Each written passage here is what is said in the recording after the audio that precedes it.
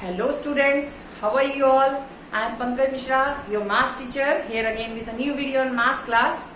Students, as you all know, we have already started with this chapter. In my previous videos, I have explained you this chapter, that is quadratic equation. We have done almost all the questions of the exercises.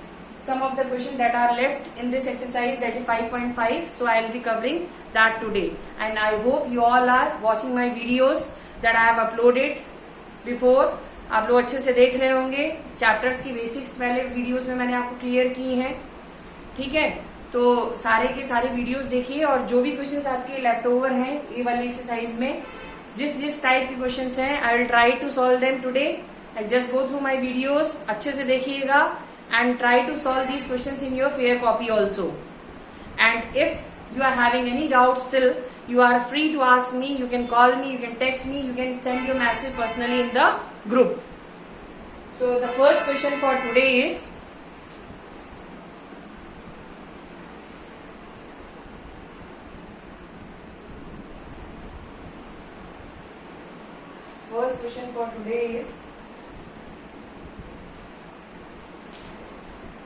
a rectangular garden 10 meter by 16 meter is to be surrounded by a concrete wall of uniform width. Given that area of the walk is 120 meter, assuming that the width of the walk is to be x, form an equation in terms of x and solve the value of x. It is given in the question that 10 by 16 is the dimension of the garden and it is being surrounded by a concrete wall of uniform width. It is given.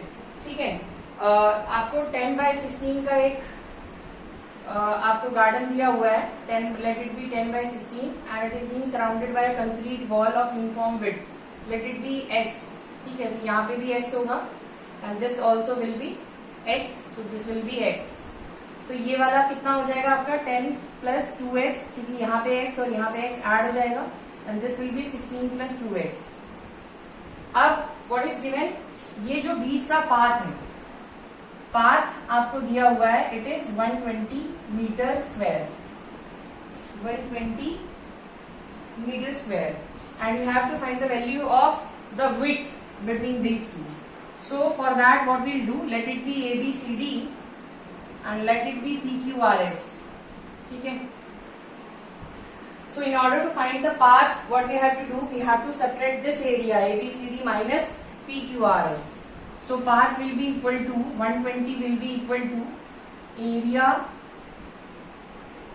ABCD minus area PQRS. This will give you the width. So this will be 120. This will be 16 plus 2x into 10 plus 2x minus 16 into 10. This will be the required area. On solving this, we will get a quadratic equation. 160 into a, this will be 160, this will be 32, then 20x, then 4x square, then 160. 160 goes with 160. This will be 4x square plus 52x minus 120 equal to 0. 4 common आ जाएगा. X square plus 13x minus 30. ठीक है, 4x square यहां से हम लोग करेंगे तो आपका आ जाएगा 30. अब you have to find out the factor. So for that what will do, यहाँ पे आपने देखिए, आपको जब इसको इधर लेके आएंगे तो यहाँ पे आपका 4x स्क्वायर बचा है, 52 है और ये वाला है. ठीक है, अब ये क्वाड्रेटिक इक्वेशन बन जाएगी और आप इजीली देखिए एक्स स्क्वायर में क्वाड्रेटिक इक्वेशन है तो you can easily solve it. This will be the required equation. Factor आप लोगों को पता ही है, बीच में फैक्टर बनाने पड़ते हैं. लाइक यहाँ 13 है, सो 15 2 is 30 and 15 minus 2, so you can make the factor also. Now the next question. हम लोग डिफरेंट टाइप के क्वेश्चन करेंगे ताकि आपको समझ में आ जाए. एक 17 वाले क्वेश्चन करते हैं जो कि ट्रेपीजियम से रिलेटेड क्वेश्चन है, जिसमें आपको लेंथ एंड ब्रेड्थ के टर्म्स में कुछ चीजें दी हुई हैं and area is given. You have to use the formula and get the result. You can easily get it. Like the length of the parallel sides of the trapezium is x plus 9 and 2x minus 3. It is given in the question that there is a trapezium and the length of the parallel side, it is given, it is x plus 9 and 2x minus 3, x plus 9 and 2x minus 3, and the distance between two lines, that is the height, it is x plus 4 centimeter, and the area is 540. This is the required condition. So area is equal to half into sum of parallel side multiplied by height. This is the required formula. Then what is the area? 540 half into sum of parallel side is your x plus 4, this x plus 9 plus 2x minus 3 into height is your x plus 4. तो ये इधर आ जाएगा. This will be 1080. This will be x 3x minus 6. ठीक है, इसको solve करेंगे. 3x minus 6 and x plus 4. अब ये मल्टीप्लाई होगा तो क्वाड्रेटिक इक्वेशन बन जाएगी. अभी you can solve it. 3x into x 3x square 12x 6x minus 24. इधर लेके आएंगे. This will be 3x square plus 6x minus ये हो जाएगा आपका 1080 है. 24 ऐड हो जाएगा. 4 10 कैरी 1104 1104 इक्वल टू 0. यहाँ पे भी आप लोग क्या कर सकते हैं, कॉमन ले लीजिएगा free and you can get the result. So I am just forming you the equation. मैं इक्वेशन बना के दे रहा हूँ आपको. You just try to find out the factors. तो इस तरीके के क्वेश्चन जिसमें आपको फॉर्मूला बेस है, तो केवल आपको क्या पता होना चाहिए, you just have to know the formula and you can substitute the value और आपको आंसर इजीली मिल जाएगा. ठीक है, नेक्स्ट क्वेश्चन हम लोग करते हैं. अब इसके बेस पे और भी क्वेश्चन है, आप लोग ट्राई करिएगा. एक क्वेश्चन ट्रायंगल का रिलेटेड है, वो भी बता दे रहा हूं मैं आपको. If the sum of the two smaller sides of the right angle triangle is 17 and the parameter is 30, then find the area of the triangle. ठीक है, आपसे क्वेश्चन में ये बोला गया है कि दो साइड का सम जो है वो आपको 17 दिया हुआ है एंड पैरामीटर इज 30 और हाइपोटेन मतलब राइट एंगल ट्रायंगल की बात कर रहा है. तो जाहिर सी बात है पाइथागोरस थ्योरम लगनी है यहाँ पे. For that what we can do, यहाँ पे हम लोग क्या करेंगे, एक ट्रायंगल बनाएंगे. ठीक है, let it be right angle at B. Question में आपको ये दिया हुआ है कि सम ऑफ टू साइड्स 17 है और पैरामीटर 30 है.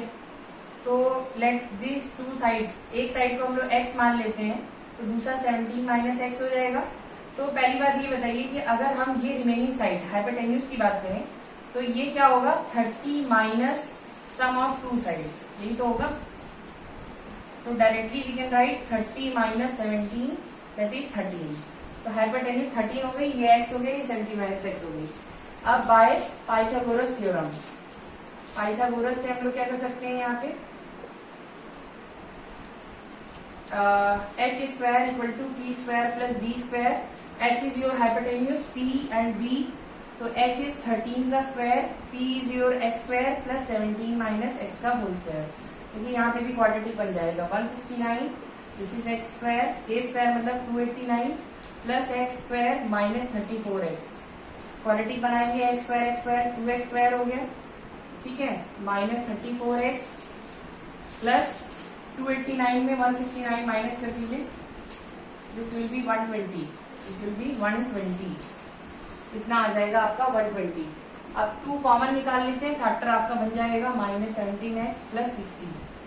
12 5 60 होता है, 12 प्लस 5 17 होता है. So from this you can get the value. ठीक है, आपको यहाँ पे समझ में आ जाएगा. x जैसे निकल जाएगा you can substitute the value and get the result. अब एक क्वेश्चन हम लोग थोड़ा सा अलग टाइप का क्वेश्चन करते हैं.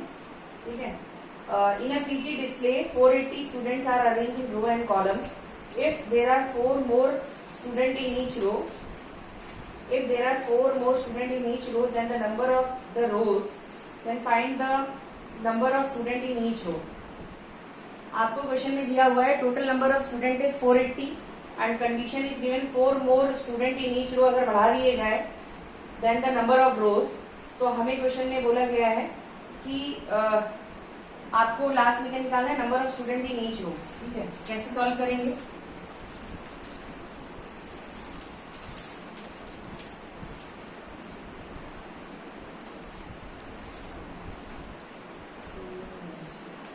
क्वेश्चन में आपको देखिए टोटल स्टूडेंट कितने दिए हैं 480. Let the student in each row. आपसे क्वेश्चन में बोला गया देयर आर 4 मोर स्टूडेंट. ठीक है, अगर पूछा गया 4 मोर स्टूडेंट है तो पहले हर रो में अगर x मान ले तो नंबर ऑफ रोज हो जाएंगी आपकी 480 बाय x. 4 स्टूडेंट और बढ़ रहे हैं तो आपका कंडीशन में पूछा गया है.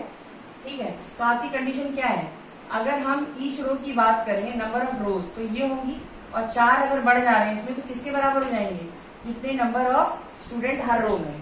देखिए ध्यान से समझिएगा, क्वेश्चन आपको ये दिया था total student 480, student in each row x आपने मान लिया, तो नंबर ऑफ रोज कितनी होगी, जितने बच्चे और जितने स्टूडेंट हर रो में दोनों को डिवाइड कर दीजिए. अब क्वेश्चन में ये बोला गया है कि जितने नंबर ऑफ रोज है उसमें अगर 4 बढ़ा दिया जाए तो किसके बराबर हो जाएंगे, जितने आपके स्टूडेंट इन ईच रो है. अब इसको क्रॉस मल्टीप्लाई से करने से पहले एलसीएम ले लीजिए. 480 अपॉन प्लस 4x, यहाँ पे x आएगा, ये इधर जाएगा, this will be x square minus 4x minus 480. ठीक है, ये आपका फैक्टर बन गया. अब इसको आप लोग फैक्टराइज कर लीजिएंगे तो आराम से आपका सॉल्व हो जाएगा. ठीक है, तो ये क्वेश्चन इस तरीके से करना था. एक क्वेश्चन और करते हैं हम लोग. In an auditorium, the number of rows are equal to the number of seats in each row. If the number of rows is doubled, the number of seat is each row is reduced by 5. Then the total number of seat is increased by 375. ठीक है, आपसे question में बोला गया है कि total number of seats जो है वो इंक्रीज बाय 375 हो जाएगी और डबल किसको करना है, नंबर ऑफ रोज को, और नंबर ऑफ सीट्स ये हो जाएंगी. ठीक है, तो हम लोग क्या करेंगे, ऑडिटोरियम है. ठीक है, तो हमें कंडीशन में ये लिखना है कि नंबर ऑफ रोज और नंबर ऑफ सीट्स इक्वल है. Number of rows is equal to number of seats. तो let the number of row be x. तो नंबर ऑफ सीट्स कितनी हो जाएंगी, ये भी x हो जाएंगी. अब कंडीशन हमें क्वेश्चन में दिए हैं कि the number of row is doubled. अगर नंबर ऑफ रो को डबल कर दें तो हमें किस तरीके से सॉल्व करना है, जो नंबर ऑफ रोज को डबल कर दें तो नंबर ऑफ सीट्स जो होंगी वो रिड्यूस बाय 5 हो जाएंगी. अब यहाँ पे टोटल नंबर ऑफ सीट्स कैसे निकलेंगी बताओ. टोटल नंबर ऑफ सीट्स के लिए आपको क्या करना पड़ेगा, नंबर ऑफ रो कितनी है x, नंबर ऑफ सीट्स ये है तो टोटल हो जाएगा x इंटू एक्स स्क्वायर. ठीक, अब अकॉर्डिंग टू क्वेश्चन क्या बोल रहा है कि नंबर ऑफ रोज को डबल करिए तो number of seat reduce by 5 हो जाएंगी और इनका जो प्रोडक्ट होगा वो टोटल नंबर ऑफ सीट्स कितनी इंक्रीज हो जाएंगी, 375. तो कंडीशन आपको समझनी किस तरीके से करना है. मल्टीप्लाई करिए 2x square minus 10x minus x square minus 375. तो सॉल्व करेंगे तो 2x स्क्वायर में x स्क्वायर आएगा, यहाँ पे आ जाएगा 375 इक्वल टू 0. अब इसको सॉल्व कर लेंगे आप. क्वाड्रेटिक इक्वेशन आपको मैंने बता दी है. ठीक है, तो इजीली आपका 25 और 15 आ जाएगा. फैक्टर सॉल्व करके देखिएगा, you will get the result. तो इस तरीके से क्वेश्चंस को हम लोगों को करना है. So student, this was all for today's lecture. ठीक है, आज आप लोग इतना ही कर लीजिएगा. मैंने आपको लगभग 20-22 क्वेश्चन इस एक्सरसाइज के करवा दिए हैं. Just try to solve the remaining questions of the exercise. Just go through my video. एक बार देखिए, 2 बार देखिए. थोड़े से प्रॉब्लम बेस्ड क्वेश्चन है तो आपको बार बार देखने की जरूरत पड़ेगी. How to make the quadratic equation, because आपको एक चीज मैं बता दूं, ये चैप्टर 7 मार्क्स का है और आपका एक क्वेश्चन तो मैंने आपको बताया उधर रियल एंड इक्वल रूट से रिलेटेड आता है, 2 या 3 डेसिमल से आता है, और एक क्वेश्चन आपका प्रॉब्लम बेस्ड क्वेश्चन से आता है. तो लगभग मैंने आपको स्टार्टिंग के क्वेश्चन करा दिए हैं. एक वीडियो और आपके नेक्स्ट लेक्चर में इसमें बताऊंगा एंड देन हम लोग ये चैप्टर आपका खत्म हो जाएगा. ठीक है, so just try to solve the remaining questions of the exercise. Chapter test की भी क्वेश्चंस को सॉल्व करने की कोशिश करिए. And if you are facing any kind of doubt regarding this chapter or the chapter that I have told you, I have explained you before, just ask me. You are free to ask me. You can ask me anytime. Thank you, students.